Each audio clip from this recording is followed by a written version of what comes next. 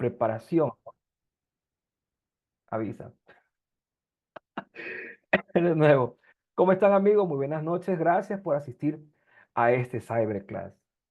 Perdón, a este Masterclass. Un Masterclass muy entretenido con una persona que sabe bastante, como mi amigo Ernesto Pérez.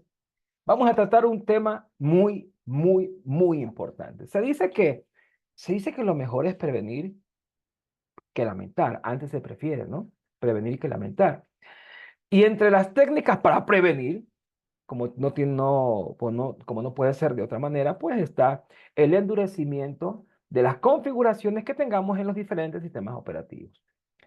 El día de hoy vamos a tratar un tema enfocado a Linux, donde Ernesto va a pasear toda su experiencia en cuanto a lo que tiene que ver con el hardening en Linux, basados en el sistema operativo Linux, ¿ok? Es uno de los temas, como les dije, que se va a ver en el curso Certified Incident Handler. Es para la preparación para la certificación de manejo de incidentes, ¿ok? Bien, voy a compartir en este momento mi pantalla. Un segundito. ¿Me indican si puedo compartir, por favor? Sí, está habilitado. Ya, muy amable, gracias. Uy, no, eso no. Ahí sí.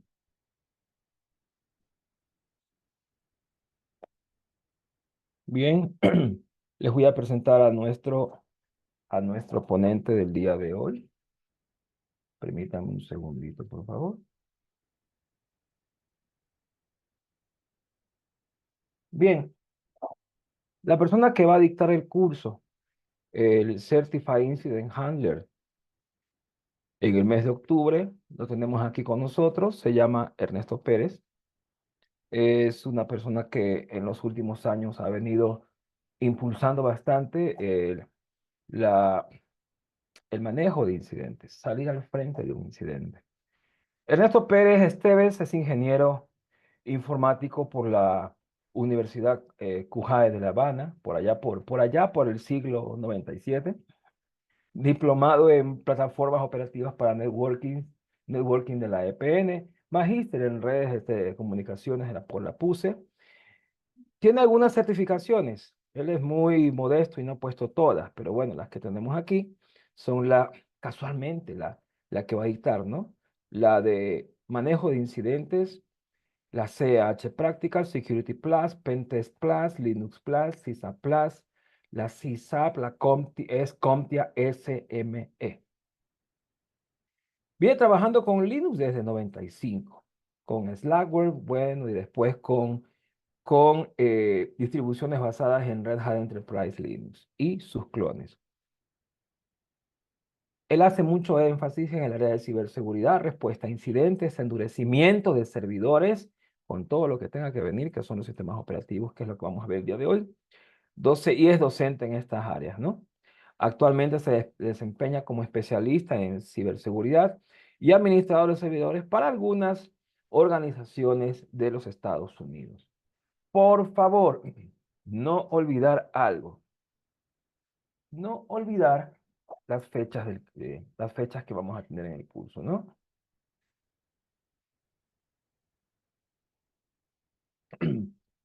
En octubre vamos a tener primero la capacitación, la preparación para esta certificación internacional. El 7, 9, 11, 14, 16, 18, 21 y 23 de octubre. Tomen nota, por favor. Toma nota, Ernesto. Ponte pila. De 18:30 a 21:30. Sí, señores, hora Ecuador. ¿Ok? Repito. 7, 9, 11, 16, 18, 21 y 23 de octubre. Y tampoco se olviden que tenemos el curso de preparación para la certificación internacional en Ethical Hacking Certified Associate. La voy a dar yo.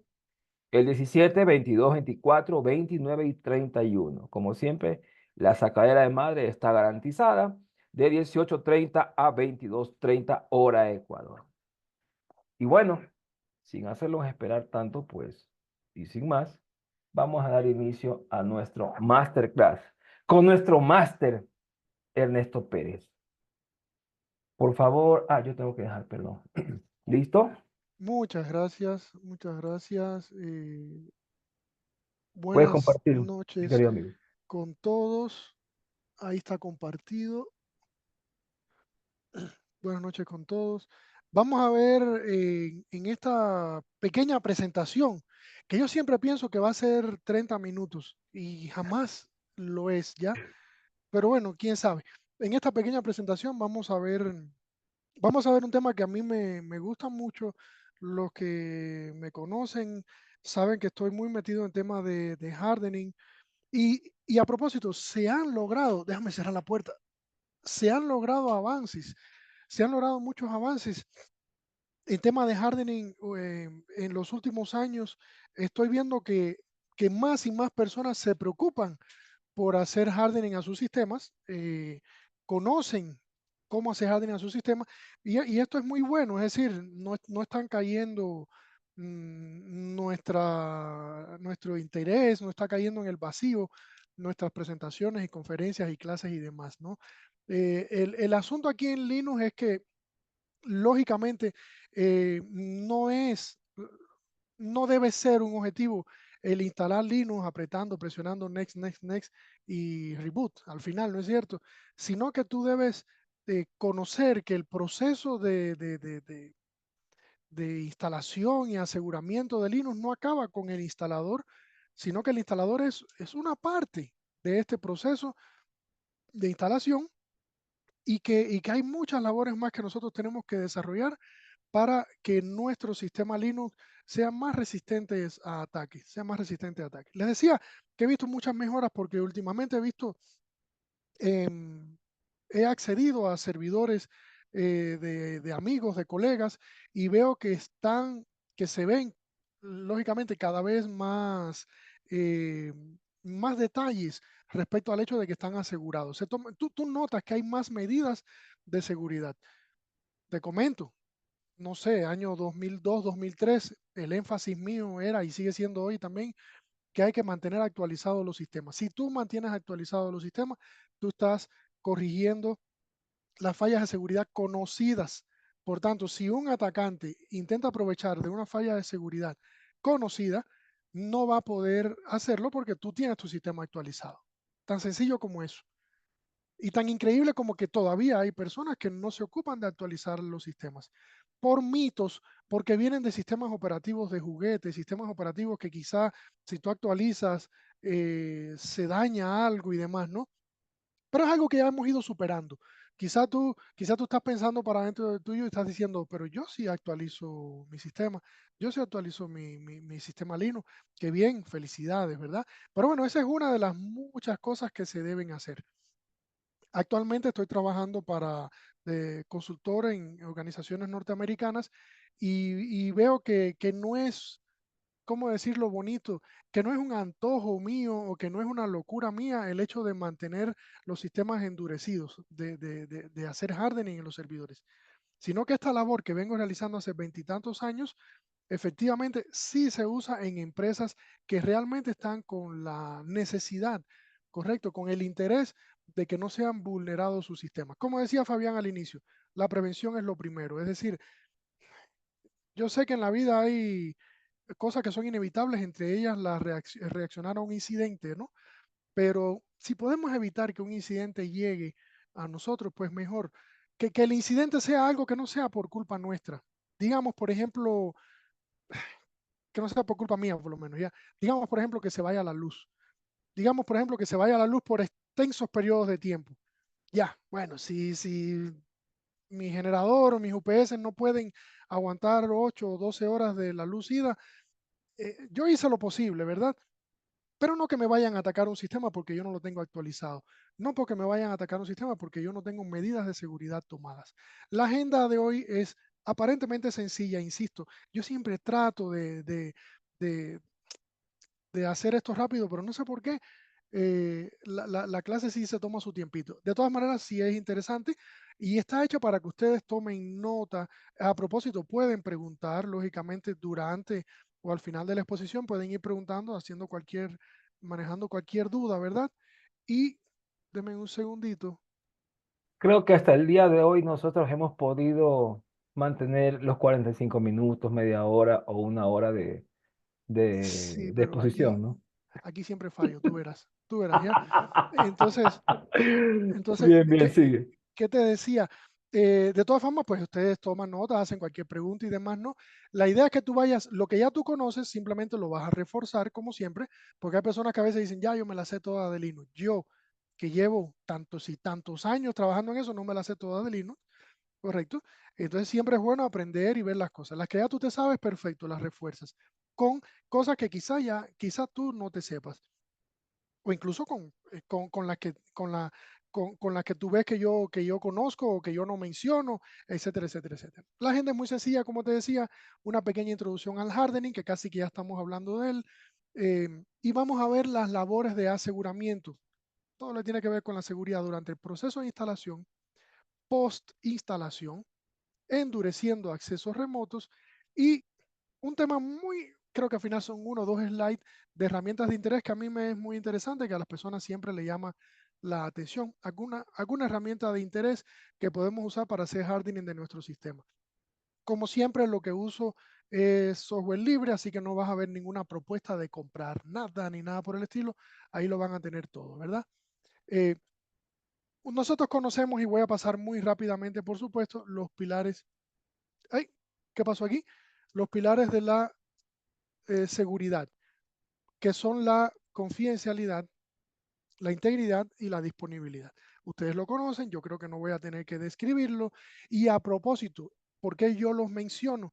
Porque precisamente hardening no es nada más que el proceso de hacer que nuestro sistema operativo sea más seguro ante ataques, ante situaciones que puedan afectarme la triada CIA. Es decir, yo endurezco mi sistema para eh, garantizar o tratar de garantizar una mejor confidencialidad en la información, tratar de garantizar la integridad de la información y tratar de garantizar la disponibilidad de la información. Siempre digo tratar porque ustedes conocen que en el tema de seguridad, el que te dice que gracias a esto no va a ocurrir absolutamente nada, te está mintiendo. ¿No es cierto? Como bien te decía, por ejemplo, la disponibilidad a la final te la derrumba un apagón extenso que no tiene ni siquiera que ver con un tema de seguridad propiamente hablando, ¿no? Entonces, siempre por más que tú pienses asegurar tu sistema, siempre va a haber algo que se te ponga en el medio para tratar de hacerte quedar mal, por decirlo así, ¿no?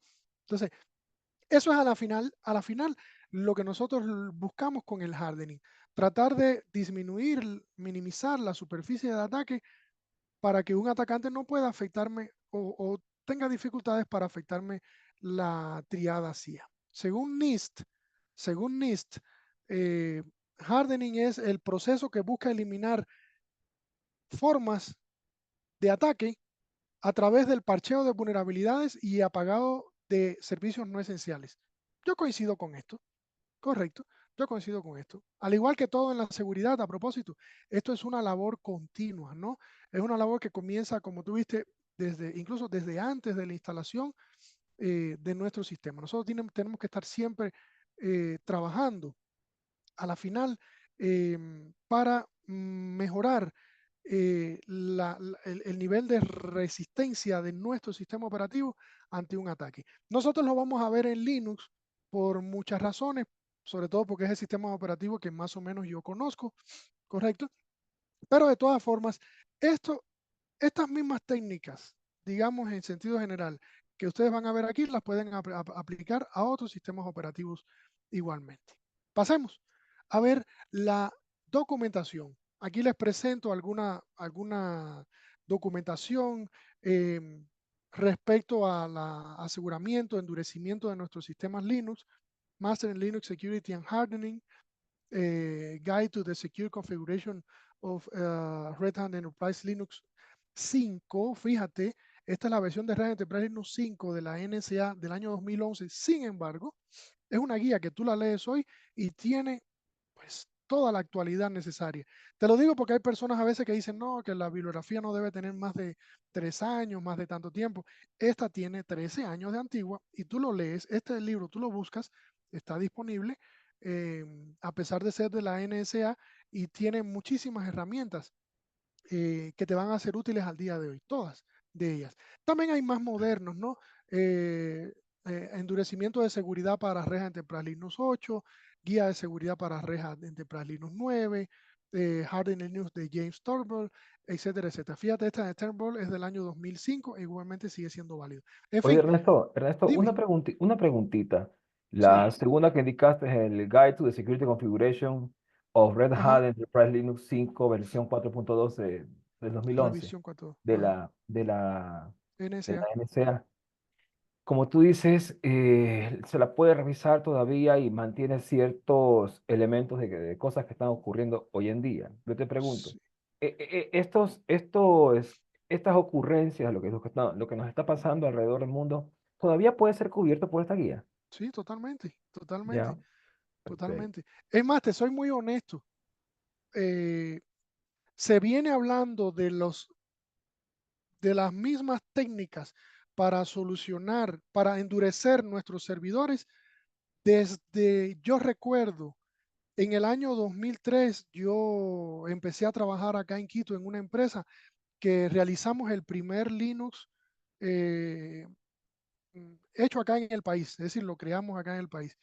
Y nosotros seguíamos una guía de aquel momento, del año 2002, 2003, para endurecer Linux. Eh, se me escapa el nombre. Era de un autor de un Linux que se me escapa el nombre de ese Linux. Ya dejó de existir hace muchos años, ¿ya?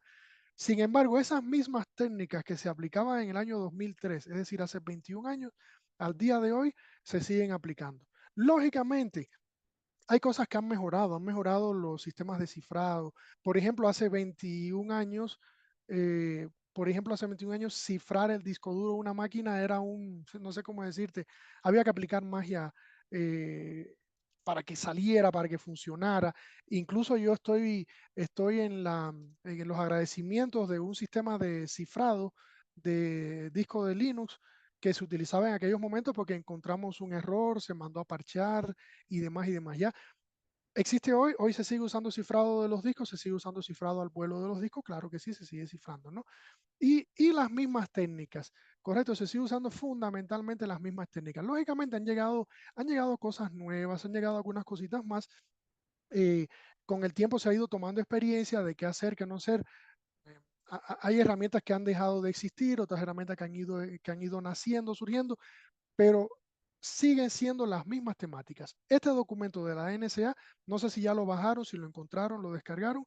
eh, Recuerdo que no tiene 3 páginas, tiene un número fuerte, no sé, 100, 300 páginas tiene este documento ya, y con mucha certeza te sirve totalmente. Claro, que ellos, por ejemplo, en el momento de hacer algo práctico, se basan en el Red Hat Linux 5 que quizá ha cambiado la forma de hacerlo con el Red Hat Linux 9, que es el que tenemos actualmente ya.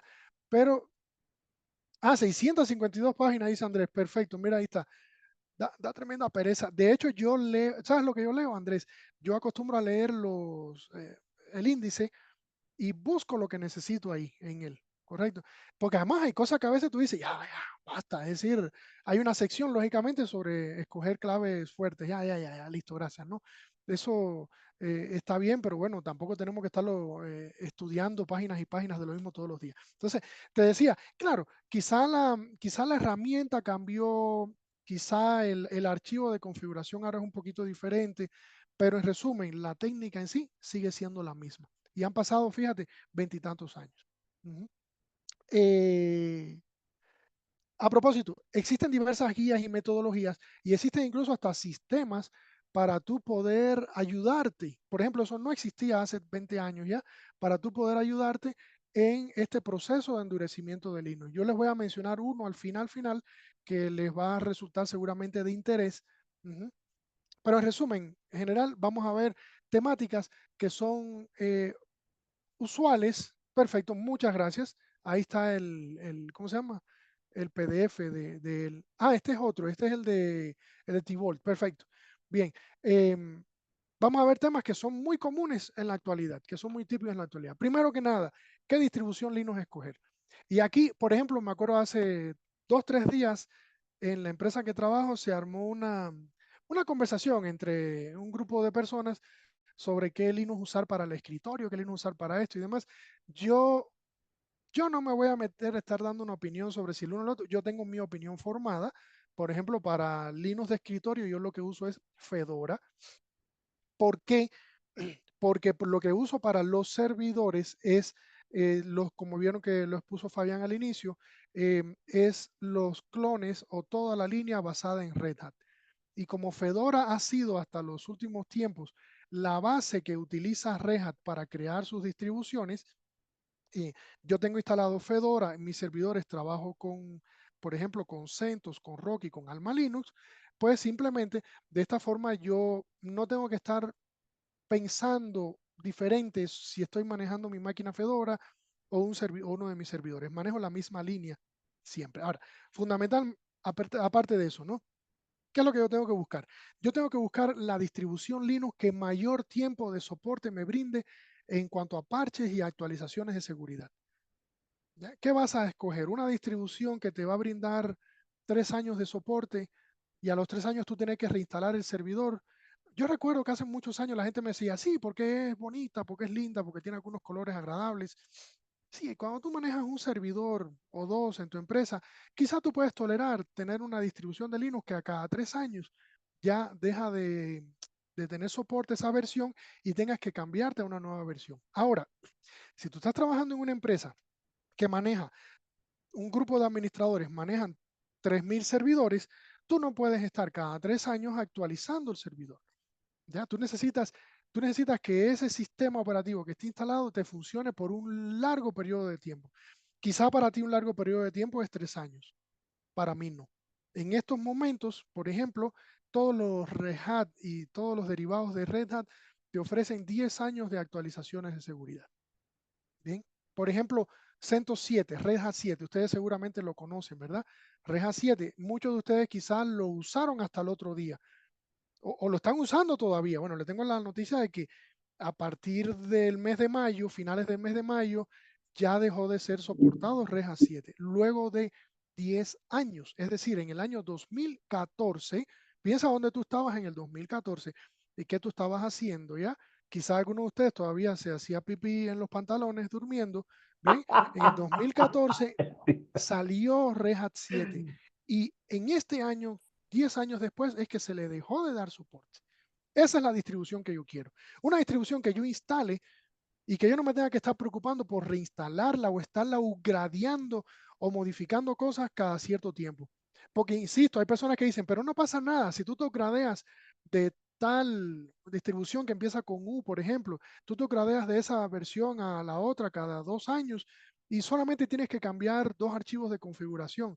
Sí, eso suena bonito cuando tú manejas, te insisto, 2, 3, 5 servidores. Si tú estás manejando 1.000, 3.000 servidores, va a ser muy difícil que tú puedas hacer ese pequeño cambiecito de 2 archivos en 3.000 servidores. No te va a gustar, no te va a agradar para nada, Oye, ¿verdad? Ernesto, pero bueno, en Sí, este caso todos sabemos que la ciberseguridad es algo evolutivo, ¿no? No es algo estático. ajá, Sin embargo, hay ciertas tareas que al momento de hacer hardening son repetitivas. ok, pero ¿por dónde vas? Por ejemplo, la actualización. Claro. No, no, No, a ver, yo lo quiero tomar no desde otro podemos punto de dejar vista. no podemos dejar de No, actualizar, porque tú dices que hay tareas que, por ejemplo, se las hace hoy y que no se las vuelve a hacer. Se no, lo supone que que, por eso se asegura y se no, está libera esa bien, actualización. correcto, no, no, no, no. La idea es, yo instalo mi servidor Linux y en el año 2014 yo instalé Red Hat 7 o CentOS 7 y en el 2024 yo no tuve que volver a reinstalarlo en 10 años. Incluso hay personas que al día de hoy lloran pensando de que ya CentOS 7 dejó de tener soporte. A propósito, les tengo una buena noticia. Eso no quita lo que está diciendo Fabián. Y es lo que está puesto aquí en la pantalla si ustedes lo ven ya. Yo estoy buscando una distribución que me ofrezca parches y actualizaciones durante ese periodo. Yo no lo voy a instalar y estar los 10 años sin actualizarlo. Que eso es lo bonito que me ofrece Red Hat. Correcto. Y las demás distribuciones también lo ofrecen ya. Pero la idea es que Red Hat durante esos 10 años de soporte me ofrece actualizaciones, me ofrece parches de seguridad para los paquetes que tenemos instalados. Entonces es muy sencillo, y ya entiendo por dónde iba tu pregunta, es muy sencillo, tú mandas a actualizar el sistema cada vez que tú quieras. Yo soy un freak a eso. Yo tengo de hecho las actualizaciones automáticas, correcto. Más no solo automáticas, sino hay veces que yo hago, digamos, rallies. No sé, cojo y entro a todos los servidores de una y mando a hacer un Young Update o DNF Update. Y por si acaso alguno por alguna razón se me quedó sin actualizar. Y eso de frecuentemente no es una vez al año. No, no, no, no, no, no. Son muchas veces al año. No te quiero decir que cada 15 días, pero es cada mes, cada vez que me acuerdo, yo mando a hacer un rally. Y más bien es para encontrar servidores que no se están actualizando. La mayoría va a estar actualizada porque la actualización es automatizada, yo la puse automatizada, y el que no está automático, pues yo simplemente entro y verifico por qué no se está actualizando. Ah, ¿será que lo instalé nuevo? ¿Será que se me olvidó? Y lo dejo actualizando. Y tengo esa tranquilidad, ¿no es cierto? Esa es una de las razones por la que yo escojo una distribución. ¿Por qué otra razón yo escogería una distribución de Linux? Porque existan personas que en tu zona, en tu ciudad, en tu región, en tu país, conozcan de esa distribución. Hay personas que a veces conozco que se van por un bonito Linux hecho en China, se llama Red Star Linux, o se llamaba, no me acuerdo ya. Muy bien, debe ser genial ese Linux, pero cuando tú presentas un problema con ese Linux, no sé a quién te vas a virar aquí alrededor a preguntarle, a llamar, porque si a mí me preguntas, yo no voy a saberte dar una respuesta específica sobre lo que sucede con esa distribución porque no la uso. ¿Qué es lo que más se usa acá en el país? Tú tienes que tratar de usar las distribuciones que más se utilizan acá en el país, ¿no es cierto? Y eso es importante para que tengas ayuda, para que tengas soporte cercano, ¿verdad? En caso de que tengas algún tipo de problema. Como les decía, Red Hat Linux es ampliamente conocida, tiene al menos 10 años de soporte. Como curiosidad, y era lo que les quería decir, Red Hat está ofreciendo 3 años más de soporte para un grupo determinado de paquetes. Ya no es para toda la lista de paquetes, pero si tú tienes necesidad, tú puedes llegar con ellos a un acuerdo. El acuerdo cuesta plata, fuerte ya, y ellos te dan un periodo, te extienden el periodo de actualizaciones 3 años más, 13 en total. No son los únicos, no son los únicos. Hay una empresa que se llama Cloud Linux, como Linux, nube Linux, ¿no? Cloud Linux, que Cloud Linux te ofrece también actualizaciones para CentOS 7, incluso creo que todavía te la mantienen para CentOS 6, para Ubuntu también te ofrecen actualizaciones. ¿Cuál es la idea? Que si tú todavía 10 años después necesitas seguir manteniendo en funcionamiento tu CentOS 7, por ejemplo, tú puedes adquirir, en el caso de ellos, si se compra el servicio, no cuesta un número muy alto, creo que es no me acuerdo el número, no lo voy a mentir, pero es un número sobre que yo recuerde, sobre los 50 o $70 al año para cada servidor que tú necesites mantenerlo actualizado. Y ese es el punto, es decir, todavía tienes 3 años más, 3 en total para mantener actualizado tu sistema. Lógicamente, yo creo que ya las personas que mantenemos CentOS 7 debemos haber ya migrado todos o la mayoría de ellos a una nueva versión de Linux, ujú, que nos permita mantener 10 años de soporte. Alex dice que tiene un CentOS 5 y aún funciona. Sí, Alex, de que funciona, funciona. Pero aquí tenemos un problema, ¿no es cierto? ¿Cuál es el problema que estás afrontando aquí? Es el Ya no tiempo tiene de soporte. soporte. Claro. Exacto, CentOS 5, si mal no recuerdo, debe haber dejado su soporte en el año 2018, que si mal no recuerdo ya. En este Entonces caso, ya no, Ernesto, ¿tú crees que es adecuado o que es recomendable que migren Alma Linux? claro, claro, claro. Totalmente, ¿no? Sí, no, de hecho, tiene que, mira, es lo que viene aquí ahora, no sé si lo ves ahí ya, tiene que, tiene que hacerlo porque ya está Alex desactualizadísimo, ¿ya? Out Y of ya puede date. ser atacado. La única forma, recuerda que la seguridad también tú puedes el riesgo aceptarlo o tratar de mitigarlo en el peor de los casos. No me quiero meter en eso, pero si es un CentOS 5 que tú tienes aislado, quizás un CentOS 5 que lo que está haciendo es ocupándose, ¿qué se te ocurre? De las cámaras de seguridad de tu casa o de tu empresa, por ejemplo, que esté aislado, que no haya más nada, bueno, ya, no pasa nada, ¿ya? Pero yo estoy seguro, Alex, que ese tú lo tienes expuesto de alguna forma en una red, ¿ya? Y ahí sí deberías tratar de actualizarlo. A propósito de los clones, que es lo que preguntaba Fabián, de Red Hat hay varios clones, existió hasta hace poco tiempo CentOS, Red Hat se apropia, compra, adquiere CentOS y hace unos años dejó ya de darle soporte a CentOS. Sin embargo, hay clones que realizan la misma función de Red Hat y de CentOS, Rocky Linux. Rocky Linux está la versión 8 y la versión 9. Es decir, viene siendo el equivalente de Red Hat 8 y Red Hat 9. Y también tenemos Alma Linux, es otra empresa, es la misma empresa, pero Alma Linux es la misma empresa de Cloud Linux, de estos que te digo que hacen, que brindan soporte extendido, ¿cómo se llama? Para Red Hat 7, para CentOS 7. No solo para CentOS 7, también lo hacen para Ubuntu, para Debian, CentOS 6. Alex, te tengo la mala noticia de que creo que para CentOS 5 ya ellos sí no dan soporte ya. Pero bueno, por ejemplo, para alguien que necesite una versión un poquito viejita, todavía puede tener soporte. Oracle tiene un Linux que se llama Oracle Unbreakable. Yo no lo he usado más que una o dos veces, pero tenemos una serie de clones que nosotros podemos utilizar. Yo particularmente estoy usando los dos primeros de esta lista. Estoy usando mucho Rocky Linux y Alma Linux. Solo se diferencian en la empresa que mantiene los paquetes, que mantiene la paquetería, ¿ya? Y en o las empresas, porque Rocky Linux es como un consorcio de empresas que ha creado una organización que maneja Rocky Linux. En el caso de Alma Linux propone incluso nuevos paquetes, aparte de los que vienen con Red Hat. De hecho, ellos tienen uno que se llama Elevate. Elevate te permite actualizar, cuidado.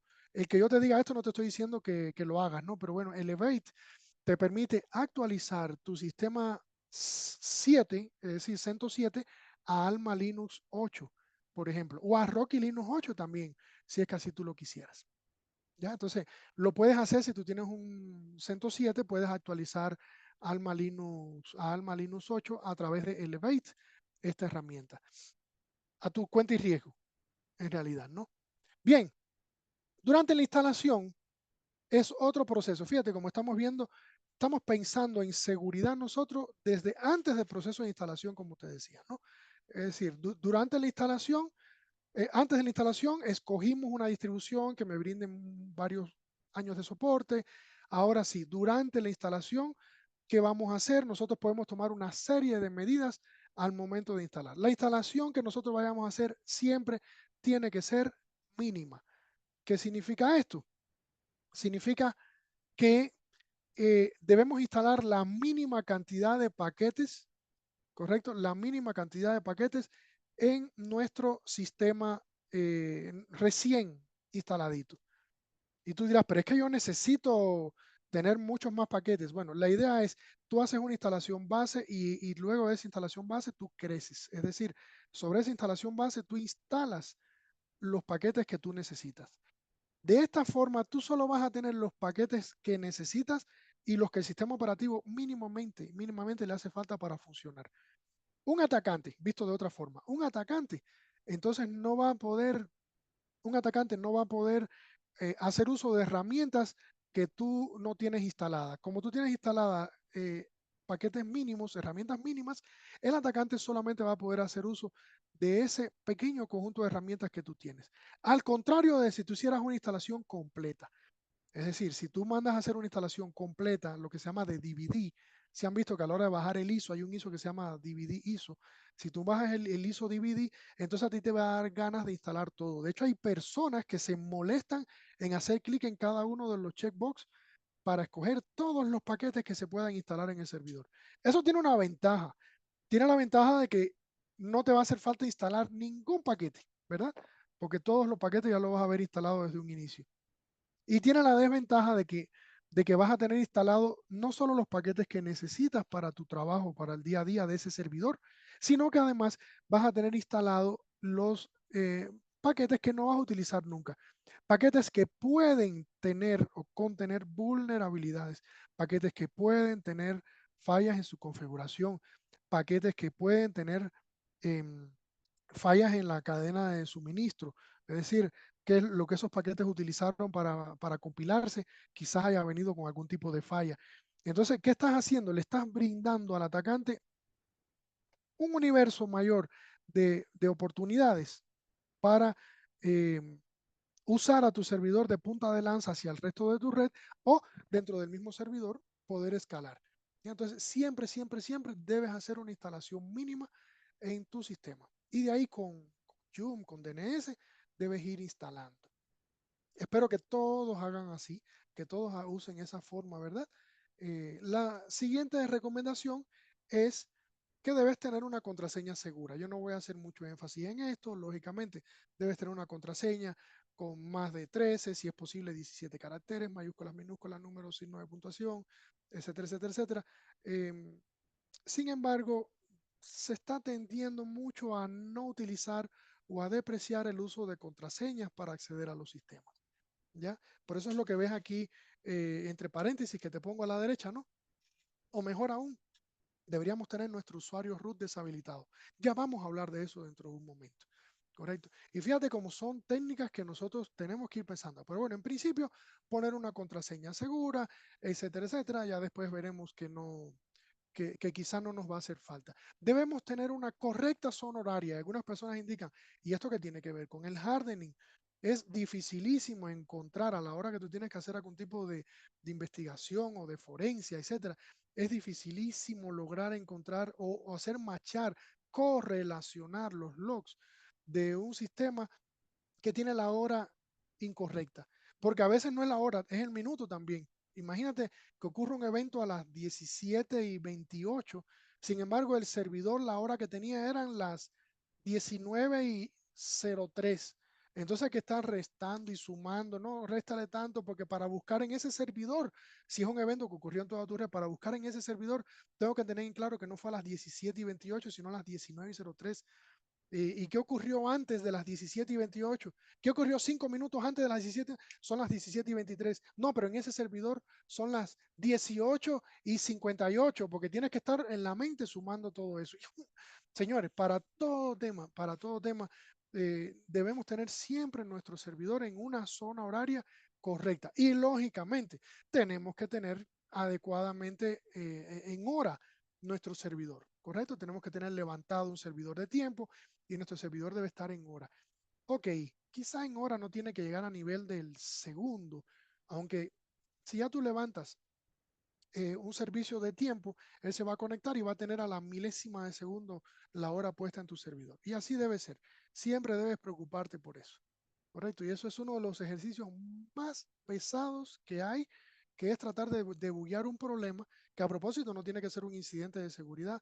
A veces es un sencillo problema a veces los usuarios te vienen y te dicen, ¿por qué el servidor se me cayó ayer a las 3:15? Es el mismo caso. Y tú entras y resulta que el servidor no tiene las 3:15, sino que son, en fin, trata de tenerlo siempre en hora. Esto es importantísimo. Casi nadie le presta atención a este hecho. Pero es una de las cosas que nosotros tenemos que tener en el tema de hardening muy en claro, muy correcto. Tenemos que nuestro sistema particionarlo adecuadamente. Yo no voy a hablar de momento de esto porque en la siguiente slides vamos a precisamente hablar un poquito más sobre eso. Y por último, si es factible, si puedes hacerlo, deberías cifrar las particiones de tu servidor de forma tal de que si tus servidores físicamente sustraídos, si se los roban, el ladrón podrá hacer uso del hardware, lógicamente, que obtuvo, ¿verdad? Pero los contenidos que hay en ese servidor van a estar cifrados. Realmente tiene una cosa mala esto de cifrar los discos duros del servidor. Y es que si se va la luz, si se reinicia el servidor por alguna razón, tienes que escribir la clave para, ¿cómo se llama? Que se empieza a descifrar esa partición cada vez que él arranque o cuando él arranque. Y tú dirás, bueno, pero yo tengo el servidor siempre al lado mío. Ese será tu caso, que tú lo tienes quizá al lado tuyo. Pero hay personas que tienen sus servidores en un datacentro y que el datacentro a veces podría incluso no estar ni siquiera en la misma zona de la ciudad tuya, ni siquiera en la misma ciudad tuya. ¿Te imaginas entonces quién va a escribir la clave? Ah, sí, podrá escribir la clave a través de un teclado remoto, de un KVM, pero ¿qué seguridad hay de que no me estén intersectando la clave? Además, que si el servidor se reinicia por un pestañazo de la luz a las 12 de la noche, por ejemplo, te va a tocar a ti escribir la contraseña, es decir, levantarte a esa hora y hacer todo el trámite posible para escribir la contraseña. Esto se usa mucho en caso, perdón, en caso de servidores donde haya personal atendiendo a sus servidores 24/7. ¿Ya? De lo contrario, cuidado porque podría hacerte más daño que beneficio. En donde yo sí cifro las particiones es en las máquinas de escritorio. Yo cifro mi partición home del usuario mío y lógicamente los contenidos de esa partición están cifrados de forma tal de que si un ladrón se los roba, él no va a poder ver los documentos, no sé, ¿qué se te ocurre? Todo lo que pueda ver ¿cómo se llama? En los documentos tuyos, ¿no? Estado de cuenta, si tienes deuda, si no tienes deuda, fotos, fotos comprometedoras que yo no tengo, pero bueno, podría haber, ¿no es cierto? En fin, etcétera, etcétera, etcétera. Todo eso queda cifrado. Siempre es bueno pensar si es posible hacer. Ahora, relacionado al tema del particionamiento, usualmente, usualmente las personas particionan su sistema Linux cuando lo instalan de la forma que tú ves aquí. Dime si es así, ¿no es cierto? Tú lo que haces es creas una partición, de hecho le dices autoparticionar, ¿no es cierto? Y se acabó. ¿Ya? Tú creas una partición boot, tú creas una partición raíz y creas quizá una swap. Es debatible, discutible el uso de swap o no, pero vamos a ponerlo porque es como usualmente las personas lo tienen. Esto en sí funciona, sí, funciona, y muchas personas, como te digo, lo tienen así. Y lamentablemente, quizá algunos de ustedes están pensando, caramba, yo lo tengo así. Qué pena, sí, pero así es. ¿Cómo se sugiere que se particione el sistema? Y por muchas razones que yo te voy a exponer, ¿ya? El sistema, por diversas razones, tú deberías partir. Vamos a ir atrás un momentito, te voy a exponer aquí la razón. Digamos, por ejemplo, acá en este particionamiento, si a un usuario le empiezan a enviar miles de correos por segundo, miles de correos por segundo, de forma tal de que son 60.000 correos en un minuto, 360.000, no sé cuántos millones de correos en una hora, en un día. ¿Qué es lo que va a terminar ocurriendo con la partición raíz? Si yo empiezo a recibir tantos correos y a guardar tantos correos. Eventualmente, por más disco grande que yo tenga, el disco duro se me va a llenar. Si se me llena el disco duro, pues definitivamente la máquina se me windowsea. Yo le digo windowsearse al hecho de dejar de funcionar, ¿no es cierto? Porque si a Linux, escucha esto, si la partición raíz de Linux se llena, el sistema deja de funcionar y los sistemas de él dejan de funcionar. Por ejemplo, la base de datos MySQL podría dejar de funcionar. El servidor web podría dejar de escribir a los logs. ¿Sí me entienden? Porque como ya está el disco lleno, pues simplemente se deja de escribir a los logs. ¿Dónde es que se almacenan los correos de los usuarios? Actualmente los correos de los usuarios se almacenan en Home, ¿ya? Entonces, ¿qué yo podría hacer? Yo podría poner el directorio Home en su propia partición, de forma tal de que si se empieza a llenar los contenidos de Home, no me afecta dónde está la base de datos. Por ejemplo, la base de datos MySQL, ¿en qué directorio va? Está en var. Ok, está en var, lib MySQL, pero vamos a pensar que está en var, ¿no es cierto? En el padre de todos ellos es var. Entonces, si yo separo, ¿qué tal que yo separe la partición home y la partición var? En dos particiones separadas las tengo. Si por un error o por una mala intención me llenan de correos electrónicos, me van a llenar home. Pero var, que es donde está la base de datos, es donde están los logs, que yo te decía hace un rato, está separado de home, por tanto no se va a llenar, se van a poder seguir escribiendo los logs, la base de datos va a poder seguir funcionando, etcétera, etcétera. Por esas razones yo debo tener mi sistema particionado. Boot, root son las que ya conocemos y aquí vienen las nuevas. Yo debo poner var separados, recuerda, para que los logs, las bases de datos, todo eso vaya en su propia partición y home en una partición aparte, separada. Me llenan var, no me van a llenar home. O me llenan home, no me van a llenar la raíz. O se llena la raíz, no se me va a llenar var. Yo los separé en particiones de forma tal de que aíslo el hecho de que se me pueda llenar una de esas particiones. También se sugiere separar TMP, porque en TMP puede escribir todo el mundo y podría suceder lo mismo, es decir, podría ser que un programa se aloque y eso pasa. Eso pasa. Casualmente la semana pasada lo vi. Diosito, era un usuario que había creado 40 millones de archivos vacíos, vacíos. Simplemente explotó, la tabla de inodos se agotó, no había más inodos para asignar archivos y no era que estaba el disco lleno, sino que no había más inodos para asignarse y simplemente dejó de escribir el sistema y tocó borrar 40 millones y tantos de archivos. Y créeme que borrar 40 millones de archivos no es una labor que toma 3 segundos, ¿ya?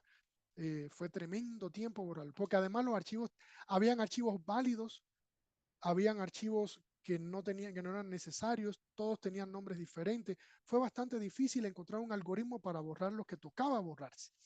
Entonces, yo separo TMP, separo home y separo var de la raíz, de forma tal de que si cualquiera de ellos 4 se llena, no me va a afectar al otro. El sistema podría dejar de funcionar parcialmente, pero no completamente.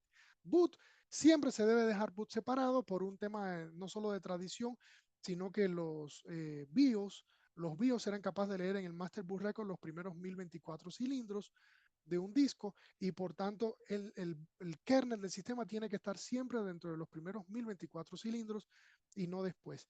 De hecho, es una de las razones por las que inicialmente Microsoft sugirió y sigue sugiriendo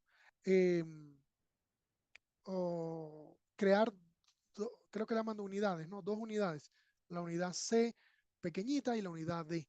¿Cuál es la explicación que tú siempre tenías para eso? La unidad, es que como hay que reinstalarlo de vez en cuando, yo en la unidad D tengo mis documentos, todas mis cosas, y en la unidad C pequeñita ahí tengo el sistema operativo. Y solo cuando reinstalo, mando a reinstalar en la unidad C. Esa puede ser una razón válida para el sistema operativo ese que tú usas ya, pero una de las razones es también que el kernel, porque Microsoft tiene un kernel, se llama kernel 32.dll, el kernel tiene que estar dentro de los primeros 1024 cilindros y por eso se pone una partición C medianamente pequeña y una D con el resto del disco, para que quede delante la unidad C dentro de esos primeros 1024 cilindros. Eso respecto al particionamiento a la hora de instalar. Sin embargo, no es lo único que hay que hacer, ¿ya? No es lo único que hay que hacer. También, como te decía hace un rato, por ejemplo, si es una máquina de escritorio, tú quizás quieras cifrar donde se guardan los documentos de los usuarios. ¿Y dónde se guardan los documentos de los usuarios? Se almacenan en Home. Y tú entonces cifras Home. ¿Por qué? Porque el resto del sistema operativo no es necesario cifrarlo.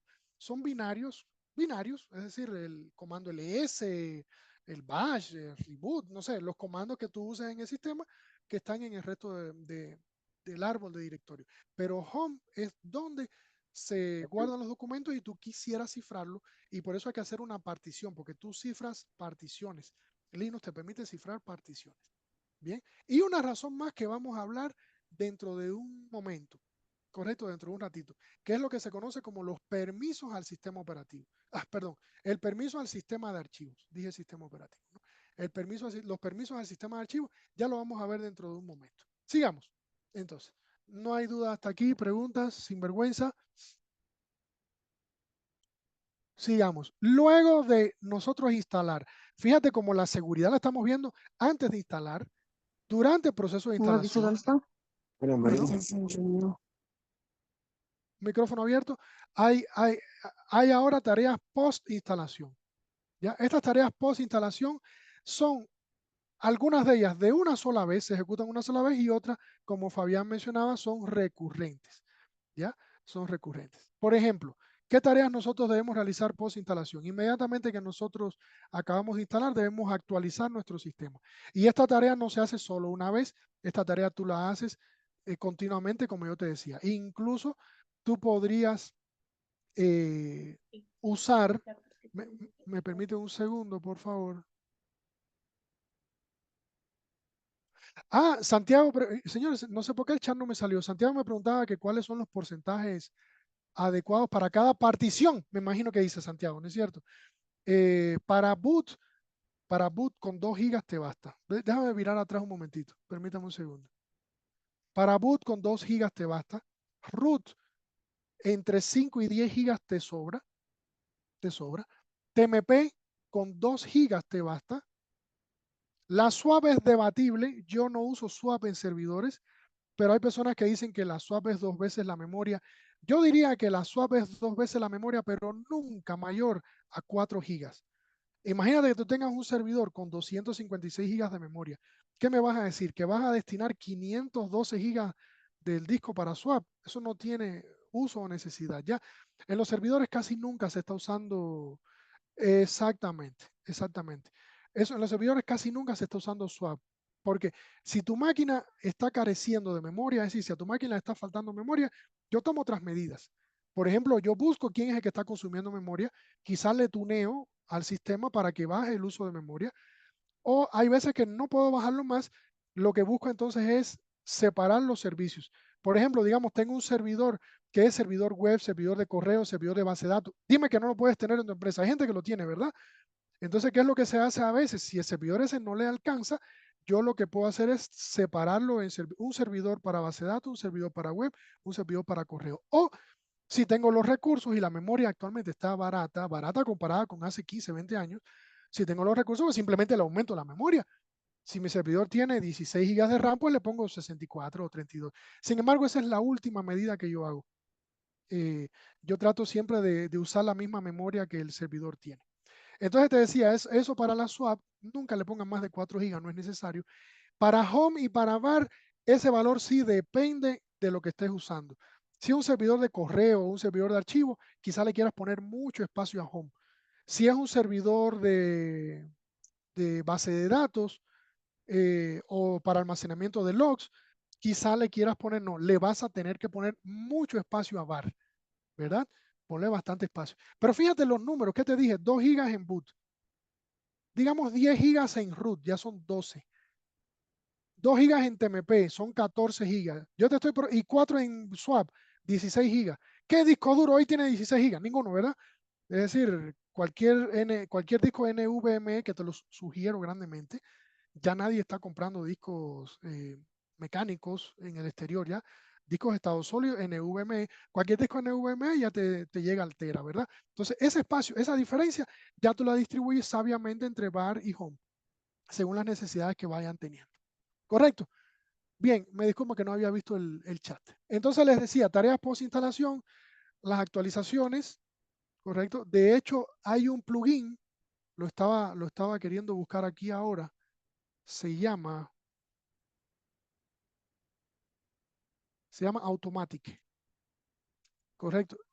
Aquí se los voy a mostrar. Se llama DNF, buscas un plugin que se llama Automatic y lo ves cómo se configura. Es muy sencillo. Y al Automatic tú y lo tiene Joom también, no solo DNF, lo tiene Joom también.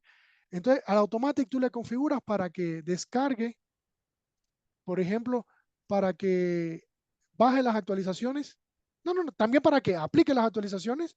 ¿Sí me entiendes? No solo descargar, sino que esta está en no, usualmente por defecto. Esta le pones en yes y arrancas un timer de este plugin, arrancas un timer, que es como se le llaman ahora los cron en el systemd, en el systemctl, y él te va a actualizar el sistema todas las madrugadas, si mal no recuerdo, y te lo deja actualizadito, ¿ya?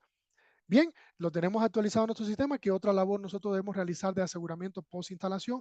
Debemos apagar todos los servicios innecesarios que tengamos. Todos los servicios. Recuerda que los servicios, sobre todo los servicios que escuchan en un puerto, pueden ser objeto de un ataque por parte de un usuario malintencionado. Entonces, mientras Perdón, más servicios perdón, tú apagas, mejor. Diga. perdón un segundito, Ernesto. Tenemos muchos saludos de tus ex alumnos de algunas de las maestrías de ciberseguridad y de seguridad telemática. Ya tú Así sabes. que nos están diciendo que están, están muy contentos de verte otra vez dando Ya. webinars y masterclass. Por favor, hacer más grande la letra, porque Ese va en, te están viendo por teléfono. Eso va en otra, ¿viste? Y ahora no le voy a cambiar, qué pena. Pero ahí queda grabado, ¿no es cierto, Fabián? Queda grabado para que le... Oye, qué Por pena, cierto. supuesto, por supuesto. Imagínate, tamaña pantalla y las letritas así en el medio de la pantalla, ¿no es Pueden cierto? Qué hacer así vergüenza. más grande, pero Háganle bueno. así también, ya, correcto. ¿Sabes por qué sucede eso? Porque esto lo tengo que haber hecho tengo una laptop que es de pantalla estrecha y posiblemente se ve bien en la laptop que la pantalla es En la laptop, estrechita, ¿me pero entiendes? claro, por Claro, supuesto. y ahora que lo tengo acá, qué vergüenza. Pero se tiene que quedar así porque ahora no voy a parar, ¿no? Pero bueno, No, pues ya no. bien, le decía, apagar servicios. Ay, saludos para todos ellos también, igualmente. Yo siempre estoy dispuesto y dando webinar y demás, y yo agradezco infinitamente a Fabián que ha abierto esta oportunidad, ¿correcto? Y Fabián, sigamos, hay una serie de Tienes temitas que se pueden seguir trabajando. harto fans. Muy Sí, bien, bien, bien. muy bien. Entonces, bueno, les decía, apagar servicios innecesarios, todos esos servicios que están expuestos. Si tú lo que tienes es un servidor web, si tu equipo va a ser un servidor web, ¿qué necesidad tú tienes de tener abierto el puerto 25, el 587, 110, 143, que son de correo electrónico, ¿verdad? Entonces, yo simplemente apago el servicio de correo electrónico o al menos bloqueo el acceso a esos puertos desde el exterior. Si va a ser exclusivamente un servidor de archivos, ¿qué necesidad yo tengo de tener levantado una base de datos? ¿Ya? Entonces, tú tienes que apagar todos los servicios innecesarios. Esta es una de las labores más importantes, ¿correcto? Y más detallistas que lleva el proceso de hardening. Y esto se aprende mediante prueba y error. Correcto. Por ejemplo, cuando yo tengo que hacer hardening a un tercero, te toca eso, te toca conocer qué hace el servidor, qué va a hacer. Ok, entonces tú apagas los servicios que no se necesitan y lógicamente a veces ocurre que viene el chillido, ¿no? Es decir, resulta que no era solo servidor de correo, sino que también era servidor de qué se te puede ocurrir, de tiempo. Y porque yo apagué el servicio NTPD y demás, ¿no? Entonces, eh, es bastante, no quiero decir molesto, demorado, llamémosle así, porque es un proceso que tú apagas servicios. De hecho, a veces yo lo que hago es apagar un servicio cada día, por ejemplo. Hoy apago un servicio, ¿correcto? Y simplemente continúo apagando mañana a esperar a que el usuario, si el usuario se queja y dice, oye, me dejó de funcionar tal cosa, yo sé qué servicio es el que hay que encender, ¿correcto? Cuando se trabaja en virtualización, una de las cosas más importantes es tener parchados los procesadores. Recuerden que ahora se encontraron, ahora, cuando digo ahora, en los últimos años, se han encontrado fallas que permiten a terceros malintencionados acceder a páginas de memoria que son de otras máquinas a través de fallas en los procesadores. Hay que tenerlo parchadito. Y eso se arregla con el YUN o el DNF update, con la primera de las sugerencias post instalación. ¿No es cierto? El tema de virtualización, ¿cómo se llama? El tema de virtualización es todo un temazo, ¿correcto? Yo sugiero usar un sistema de virtualización que pueda ser fácil de auditar. Una de las razones por las que KVM ganó la pelea, no sé si se acuerdan, hace unos 15 años lo que se utilizaba mucho era Xen con X. Xen. Todavía me tropiezo con máquinas con Xen, pero muy pocas ya. Y una de las razones por las que KVM gana es porque el código de KVM, el fuente, si mal no recuerdo, en un inicio eran 4.000 líneas de código agregadas al kernel, que eso es mínimo comparado con el tamaño del kernel. Y entonces es muy fácil de adaptar, de auditar, perdón. Ya te respondo en un momentito, Alex, correcto. Y otra tarea post instalación muy necesaria, que es la que vamos a hablar ahora nosotros, es el hecho de nosotros poder manejar, perdón, aquí está, de nosotros poder manejar opciones al sistema de archivo. Opciones al sistema de archivo. ¿Qué es esto de las opciones al sistema de archivo? Cada partición, recuerda que creamos particiones, ¿no es cierto? Cada partición que nosotros creamos, nosotros le podemos agregar un conjunto de opciones, ¿ya? Que va muy de la mano con la pregunta que estabas haciendo, la última pregunta que hiciste ahí, Alex, ¿no? Por ejemplo, un atacante ingresa a tu sistema, donde único él va a poder escribir es a TMP, entonces él puede descargar un ejecutable en TMP e iniciar y arrancar ese ejecutable. Yo podría decirle a mi sistema Linux, no, en TMP no puedes ejecutar nada. Y esas son las opciones que yo quiero hablarte hace un momento. Perdón, en este momento. ¿Ya? Primero que nada, vamos a ver una muy sencillita, que algunas personas incluso consideran que no es un tema de seguridad. No a time. No a time, ¿qué es lo que hace?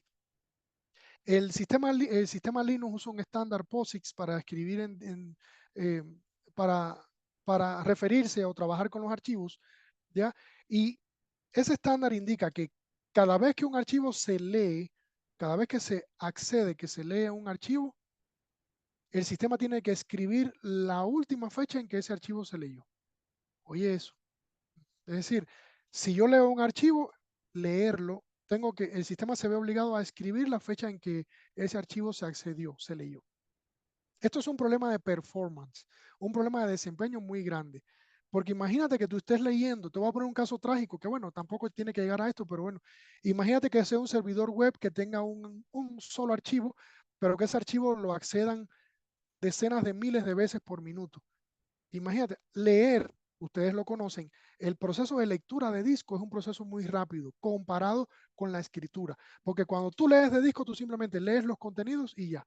Pero cuando tú escribes a disco, el sistema no solo tiene que escribir a disco, sino que una vez que escribe, vuelve a leer para ver si lo que escribió está escrito, está ahí, ¿no? No es que falló la escritura. Entonces los procesos de escritura son unos procesos muy lentos. ¿Y qué es lo que pasa? Que si tú le tienes puesto la opción, a propósito, todas las opciones que van a ver aquí comienzan con no. No a time, no, tú vas a ver que son todas. Ellas tienen su contraparte. Su contraparte es quitándole la palabrita no. Por ejemplo, la opción por defecto es a time. A time significa voy a escribir la fecha en que se accedió al archivo. Eso disminuye el desempeño grandemente de un servidor que sea muy utilizado, muy accedido. Y al disminuir el desempeño, ¿qué es lo que sucede? Se me afecta qué elemento de la triada hacía. Se me puede afectar la disponibilidad, que es a la que menos atención se le presta siempre en el mundillo de seguridad nuestro. Te fijas, como siempre, te trabaja mucho el tema de la confidencialidad de la información, de la integridad de la información, pero a nadie le preocupa la disponibilidad de la información. Bueno, es decir, me preocupa, pero yo lo doy por sentado, la disponibilidad. Pero fíjate, como este sencillo caso puede suceder. Y sí sucede, en los discos mecánicos antiguamente, por ejemplo, en los servidores se afectaban mucho las lecturas, en servidores de correo, en servidores web, y tú le ponías el no a time e inmediatamente mejoraba grandemente el desempeño de lectura desde los discos duros. ¿Ya? Esa es una de las opciones, no es una opción de seguridad propiamente hablando, desde el punto de vista de que va a impedir que un atacante haga algo. No, va a mitigarlo. ¿Qué mejora puedo lograr? Yo podría estar logrando aquí un 1% de mejora en el desempeño, quizás menos de un 1% de mejora en el desempeño, pero bueno, si estás haciendo hardening y le estás sacando el jugo a tu equipo, esto es una variante muy útil, ¿correcto? Tenemos la opción no def. La opción no def lo que hace es impedir que en una partición te creen un dispositivo. Recuerden que los dispositivos tienen un owner, un dueño. Por ejemplo, los dispositivos como TTIS0, ¿se acuerdan? TTIS0, que es el puerto serial, ¿ya?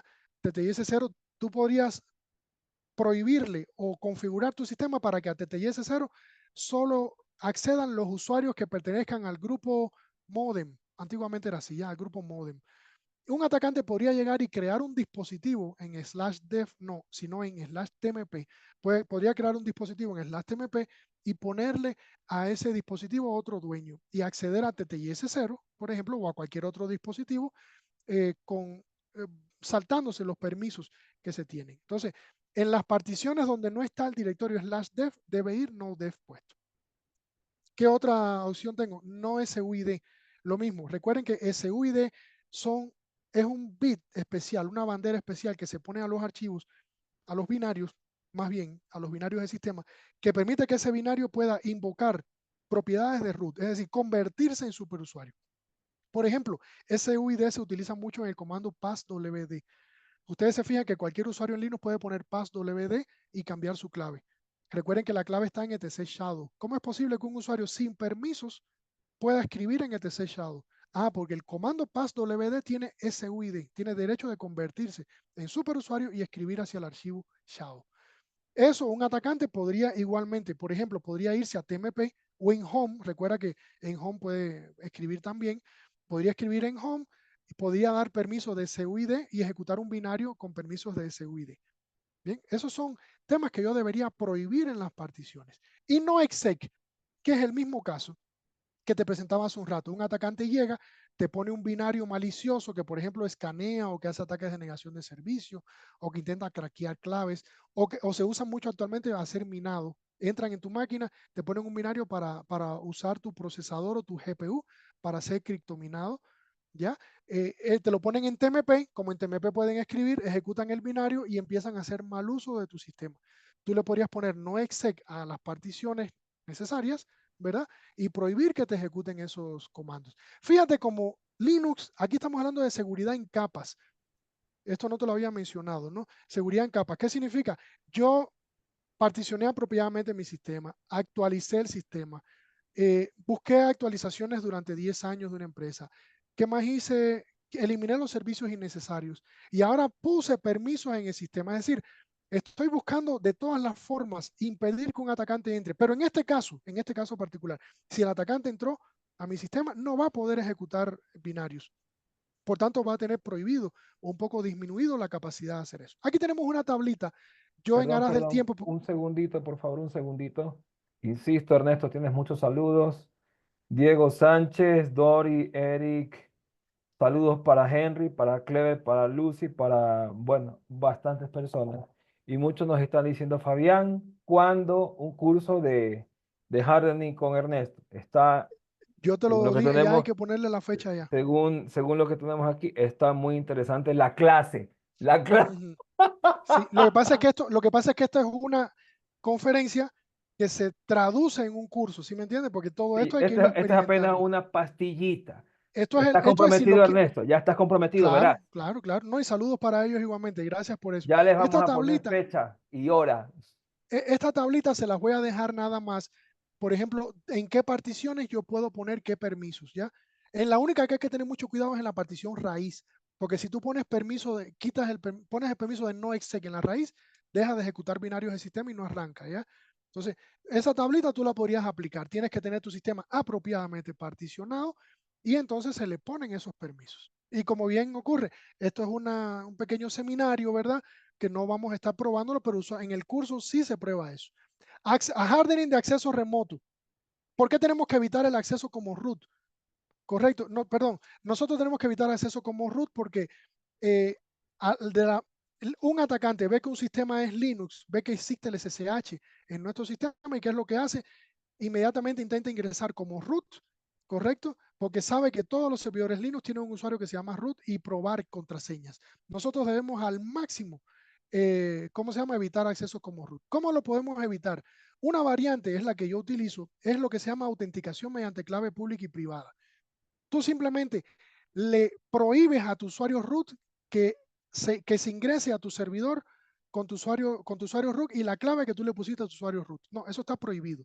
Nadie puede remotamente acceder a tu servidor como el usuario root. El único que puede acceder es porque tiene configurado clave pública y privada.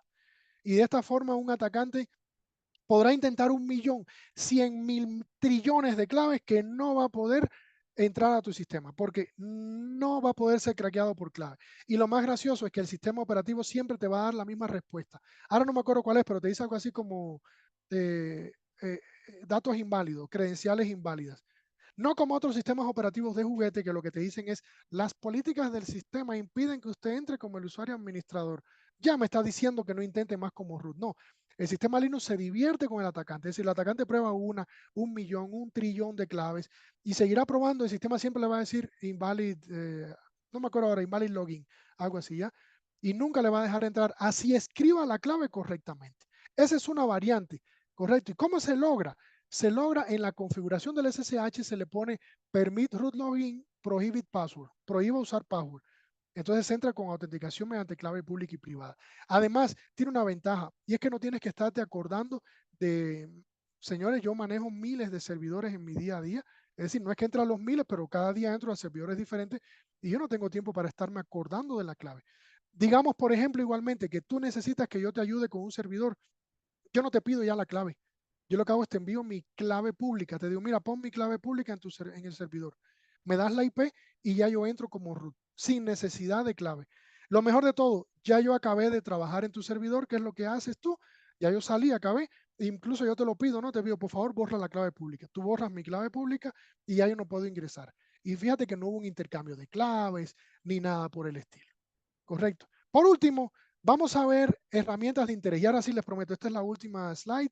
Herramientas de interés muy sencillitas. Tenemos herramientas muy sencillas. En Linux no se usan grandes y complejas herramientas, ¿verdad? Para tema de hardening. Una de las más comunes es el vulgar telnet, porque tú usas telnet junto con netstat, junto con nmap, con netcat, para ver qué puerto hay abierto, si hay puertos abiertos, para pagar el servicio que esté ahí en ese puerto y demás. Él en conjunto con netstat y con nmap y demás, son suficientes herramientas para poder yo realizar endurecimiento de mi servidor Linux. Lógico, hay otras herramientas que se pueden usar, pero yo les quiero mencionar en especial una que que sí quiero dejarle sentado. Los que ya han participado en mis cursos la han oído, correcto, que se llama OpenSCAP. OpenSCAP. ¿Cuál es la idea de OpenSCAP? OpenSCAP es una herramienta que te permite, por favor, me ayudan con SCAP, se me escapó ahora, se me olvidó ¿cómo se llama? Es un acrónimo, o si me dan un segundito les busco el sentido del acrónimo. No, cerré el navegador.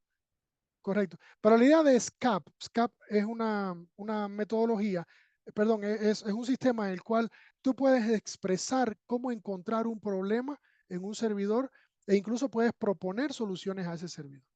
Y hay muchísimas metodologías que él sigue. Por ejemplo, PCI DSS, no sé si la conocen, para endurecimiento de servidores que van a ser parte de sistemas transaccionales con tarjetas de crédito y demás. ¿Ya? Está también, ¿cómo se llama? Y aparte está cifrado.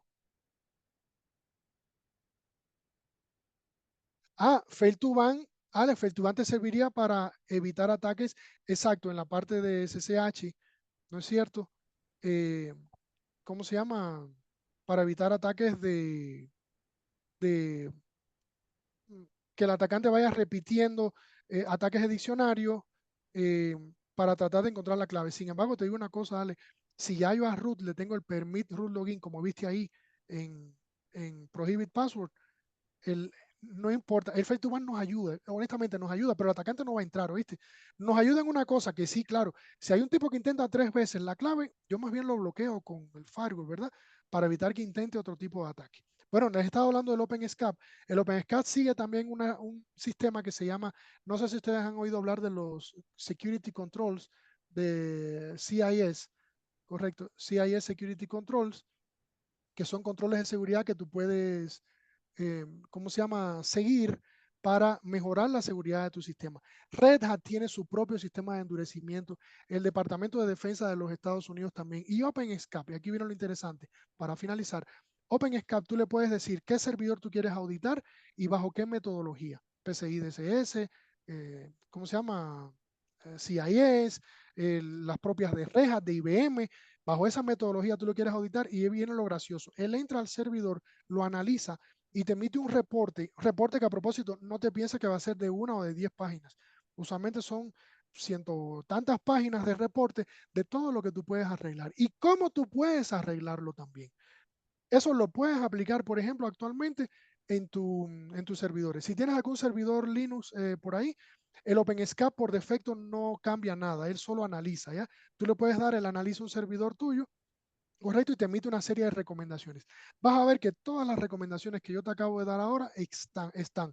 Y la mayoría de esas 140 páginas que te va a mostrar son respecto a pagar servicios, cambiar permisos en el SSH, en fin, hacer una serie de labores para prohibir accesos remotos, para mantener los servicios al mínimo, etcétera, etcétera, etcétera.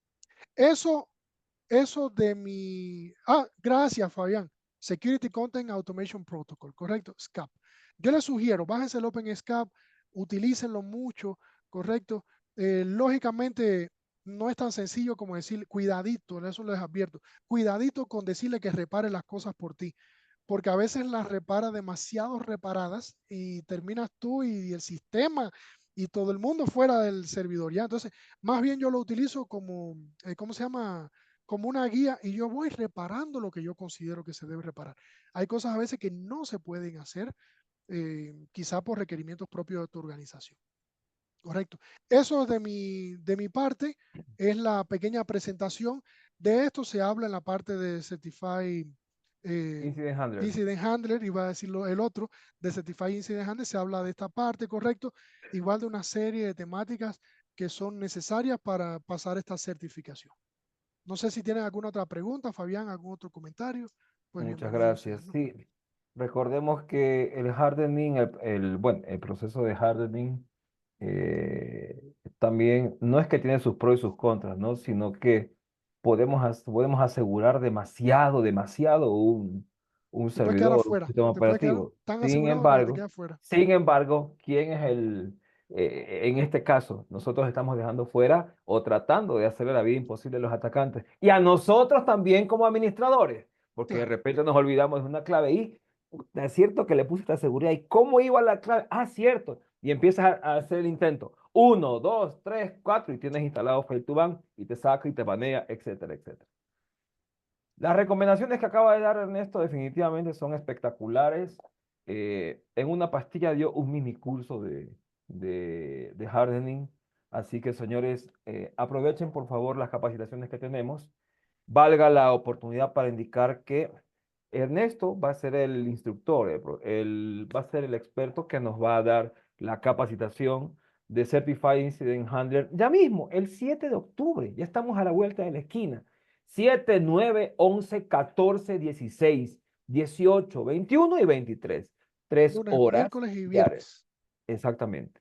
Solamente, esto va a ser en la semana, ¿no? En las semanas, de lunes a viernes. No nos vamos a ir hasta los sábados en estos días.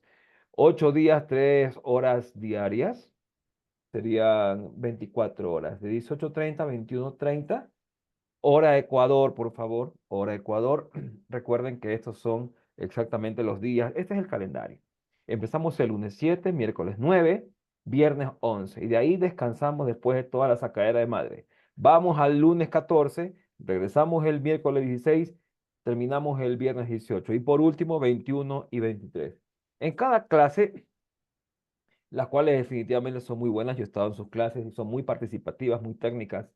Nosotros tenemos también con Ernesto la posibilidad de ir repasando preguntas tipo. No son las mismas preguntas del examen de certificación, porque eso es ilegal, no podemos hacerlo. Sin embargo, te vas a entrenar hasta en eso. Tenemos una pregunta. ¿Existe forma de acceder al servidor cuando se extravió u olvidó una de las dos claves?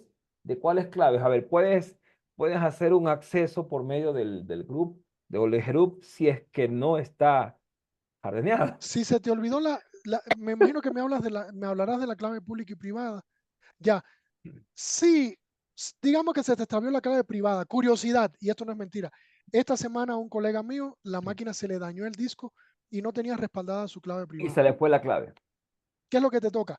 Lo que toca es que otra persona que tenga acceso al servidor te ayude a poner tu nueva clave pública. Es decir, te toca generar otro par de claves públicas y privadas y te la pone.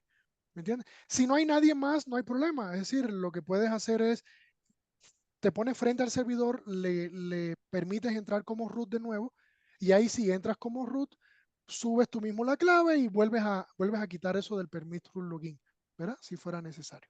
Carmita Eh, Ledesma, un abrazo y un beso gigante para ti, mi querida amiga. Nos pregunta, ¿el curso que inicia en octubre de qué es? Bueno, el señor es experto en manejo de incidentes, en respuesta a incidentes, y el curso es la certificación, la Certified Incident Handler, y el caballero va a ser el profesor para el curso, ¿no? Lo último que nos estaba preguntando también Alex Cumbe, en servidores en la nube se usa este tipo de sí, autenticación. Por sí, supuesto, pues sí, claro. sí, Hoy en es día, así como debe hoy ser. en día nos hemos trasladado bastante a la nube, inclusive por tranquilidad, Sí. por seguridad y por facilismo. Sin embargo, una de las técnicas más duras para el acceso remoto es por llave pública, llave privada. ¿Sí o no, mi querido Ernesto?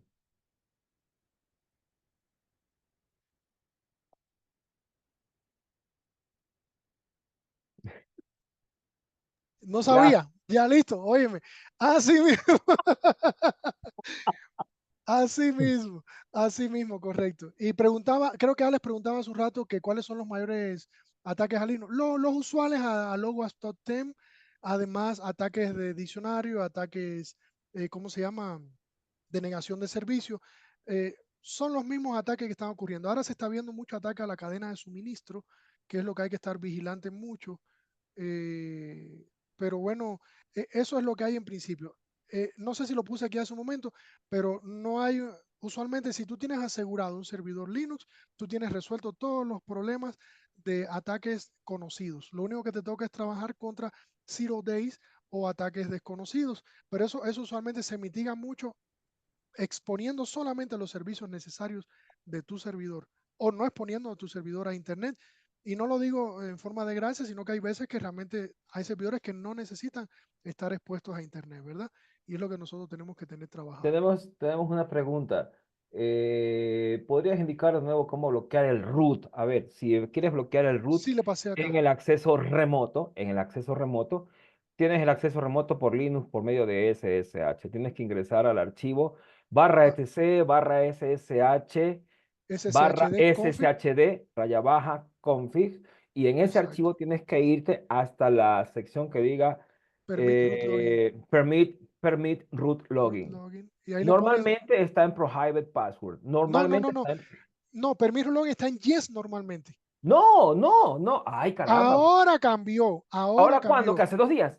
No, no, no. En la versión 9, si mal no recuerdo, de ¿9 de CentOS, qué? Ah, de ya. Rock y Ya, yo demás. uso al maligno. Perdón, perdón.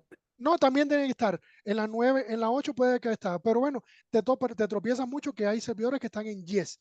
Correcto. Entonces, Puede en lo estar que en, esté, en lo que puede esté le estar en pones en yes, prohibit password. exactamente. En este caso, prohibit password es lo que tienen que colocar, ¿no? Como lo dijo Sí, Ernesto. y ahí te generas tu par de llaves pública y privada y entras. Te repito, si se pierde la llave, si es en la nube, tiene que haber un procedimiento de recuperación. Por ejemplo, si es en la nube, el servidor, tú puedes entrar o tener una consola remota, entrar en single user y recuperarla.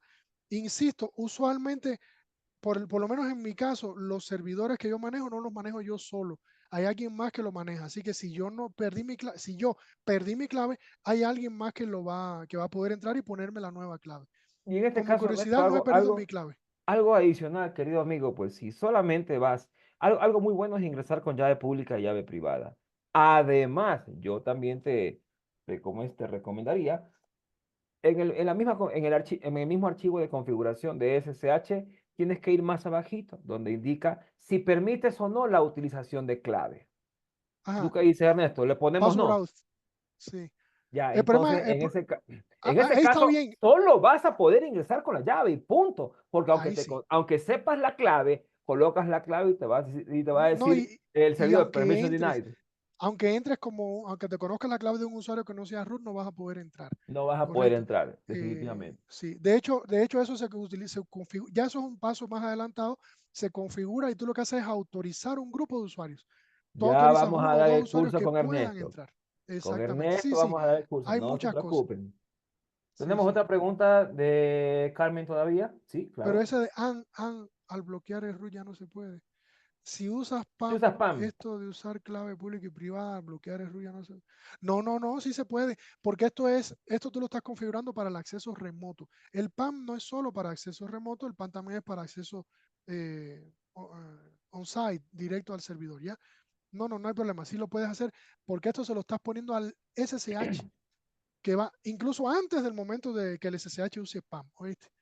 Exactamente. Por favor, en octubre 7, 9, 11, 14, 16, 18, 21 y 23 de octubre, de 18:30 a 21:30 hora Ecuador, el caballero, dale chance, el caballero, nuestro querido amigo Ernesto Pérez, va a dar el curso de Certified Incident Handler. Por favor, no te quedes fuera. Sí, Y, PAN, Privileged Access Management. sí, Pluggable Authentication. Pensé que me hablabas del Pluggable Authentication Module, que es el que viene con Linux. Yo creo que eso es lo que me estás hablando, ¿no es cierto? Sí, más que de Privileged Access Management. Está bien, En cuanto a los ataques que nos estaban preguntando también, lo que Ernesto colocó, lo que nos respondió en el chat del Zoom, son usualmente los que están listados en el OWASP Top 10. Recuerden que ya viene el 2025 y ya tendremos nuevo OWASP, son cada 4 años, ¿no? ya viene También el año que usuales viene ya. son los ataques de diccionario y ataques de generación de servicios. Sigue. Sí, sí, que ya viene el año que viene ya. Sí, No sí. espero muchas sorpresas, pero bueno, lo que espero es que vayan a seguir usando categorías genéricas. No sé si te acuerdas que antes le llamaban SQL Injection, pero ahora es inyección. Inyección, nada más, exactamente. Inyección de algo, ajá, pero ya no es SQL Injection porque hay Fuerza muchas más bruta. cosas. Es lo que yo espero que empiece a ir ocurriendo, ¿no?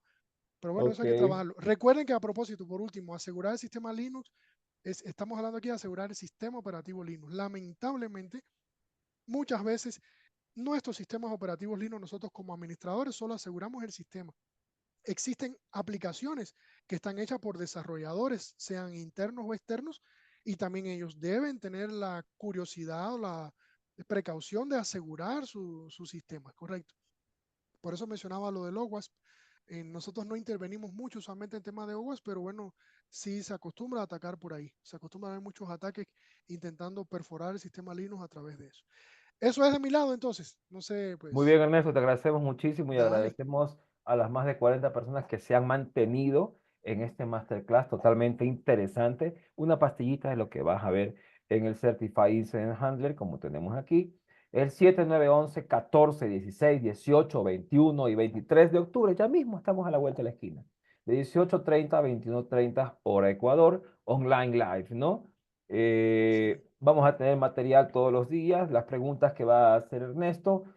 Eh, ¿Qué más? Ah, no te olvides, ¿no? Y después, el 17, 22, 24, 29, 21, el curso que va a dar Ernesto son de 24 horas. El curso que vaya a dar yo es de 20 horas de Ethical Hacker Certified Associate, donde te voy a preparar para el examen de certificación internacional. Te voy a dar el material, te voy a preparar para eso también. Tienes 2 oportunidades para pasar este examen. La certificación que obtengas, cuando ya la obtengas, de seguro la vas a tener, es perpetua, no caduca. Ahí tenemos simuladores 24/7 para que tú puedas ingresar a resolver los exámenes tipo. Ernesto, ¿alguna otra recomendación antes ya de cerrar? No, de mi lado, el cursito que vamos a dar de Certified Incident Handler está orientado a poder superar, conocer las temáticas que se ven en esta certificación y superar ese examen de certificación, ¿correcto? Que tengas muchos tips para que puedas estudiar. Es una certificación que, como yo siempre les menciono, que en el país no hay muchos Certified Incident Handler. Yo recuerdo que antes de hacerla, creo que lo que habían eran unos 2 o 3 acá en el país, pero yo noto que es perfectamente posible hacer. Es una certificación, no sé cómo decirlo bonito, de una escala superior al Certified Ethical Hacker, Ujú. que es otra que se menciona mucho. Es decir, si tú haces el Certified Incident Handler, incluso es una certificación mayor que ella, ¿no? En cuanto a la categoría. Pues nada, eso es en principio y pues son bienvenidos. Nos estaríamos viendo. Saludos a todos ahí. Elogios y agradecimientos para ti, mi querido Ernesto, Muchas gracias. en la sección de comentarios, también aquí en ¿cómo es? Los comentarios directos al celular. Así que por favor, no se olviden de inscribir al curso. ¿A dónde se van a inscribir? ¿Dónde van a ir? Al 593 98 720 9472. O si no, los que ya están en el grupo, los que nos siguen en redes, por favor, nos indican. Muchísimas gracias a todos, que tengan buena noche. Y los esperamos el próximo miércoles en otro Cyberclass. No se olviden que este 22 tenemos un workshop de cómo extraer la memoria RAM de un equipo Linux con metodología forense. No te olvides. Cuídate mucho. Chao, chao. Chao. No te vayas, oye. Dale, dale.